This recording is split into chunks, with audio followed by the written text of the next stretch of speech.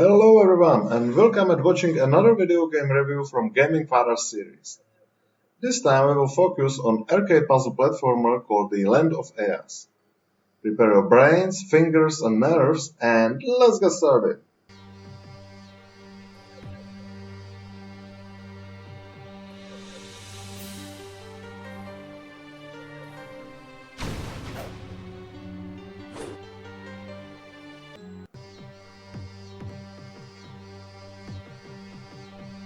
The leading character is the boy in catsuit who has found himself in the strange world and has no idea how he's got there.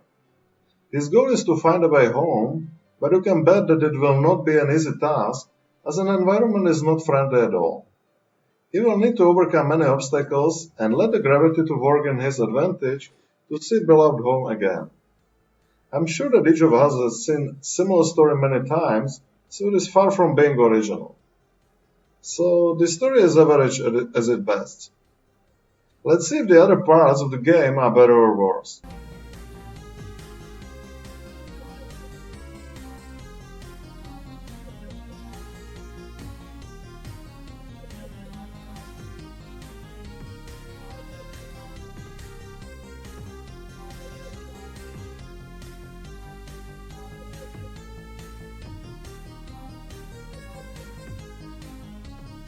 At the start of the game, you find yourself in some kind of central hub with platforms and many doors that serve as entrances to the levels. There is a big tree in the center of the hub that has promised you to find a way home once you have delivered some seer stones to it. And you can be sure that you will need to visit many levels to find all of them. So you go to the first door, enter them, and okay, let's take a closer look at the game concept now.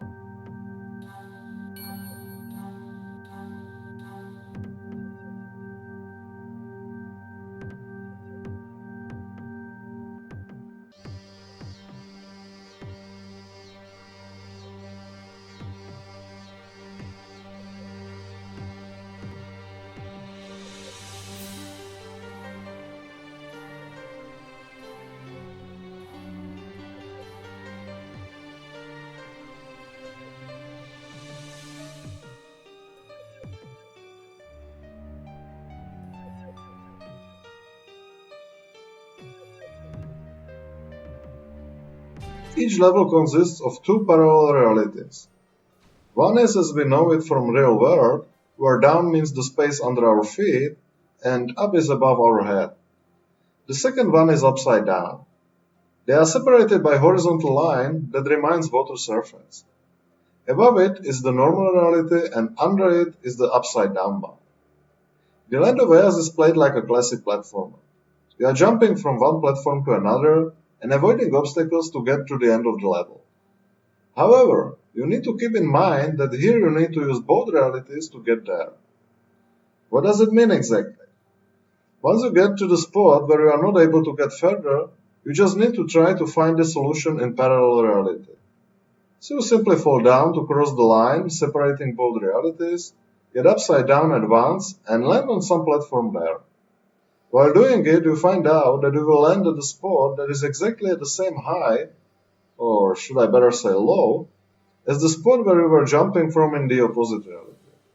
So the typical situation might look like this. You are jumping from platform to platform in one reality until you get to the dead end. So you need to jump to the opposite reality where you might find the other platform that you can get to. If this platform is on higher position, there is a good chance that if you jump back from there to the first reality, you will be able to get to the platform there that you were not able to get before. This concept is easy to learn as the rules are clearly defined. Despite initial confusion, you will be soon jumping back and forth like you would have done it for ages. Now let's have a look at difficulty and control.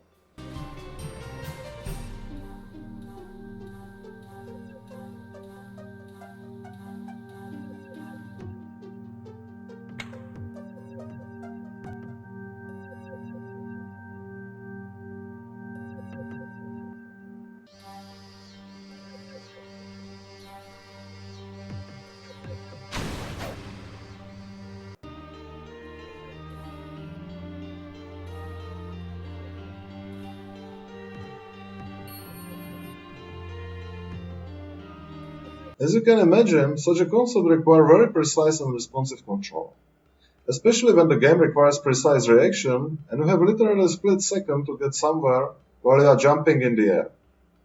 And here comes the first problem, as there is almost no tolerance and you need to press the direction key at the exact spot for the exact time.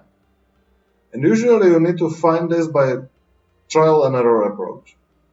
This becomes frustrating rather soon, especially in the levels with a lot of moving platforms or many shards and circular saws that you need to avoid. As the level is getting bigger from the first ones that you are able to finish within the seconds, to the later ones where you need several minutes to finish, they are filled with more and more obstacles.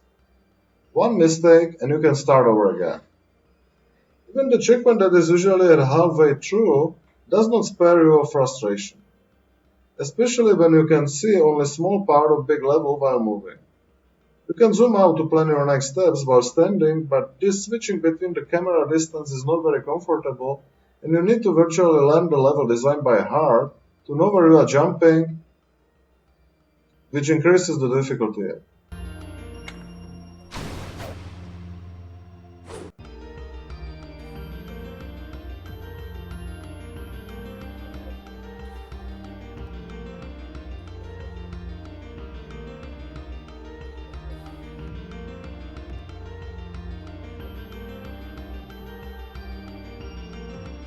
And here you can see that the environment is not friendly at all. As I said before, a lot of shards, circular saws, and unfortunately the low visibility.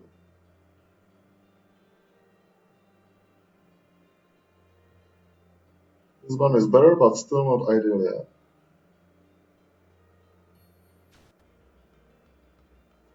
The graphics of the game is simple but nice, with various environments and backgrounds. Instrumental music also fits to the game, even though it doesn't change its tempo in dramatic situations. The environment is without any life, there are neither NPCs nor living enemy creatures, there is almost no interaction if we don't count picking the keys to the locked doors, which makes it tiresome after some time.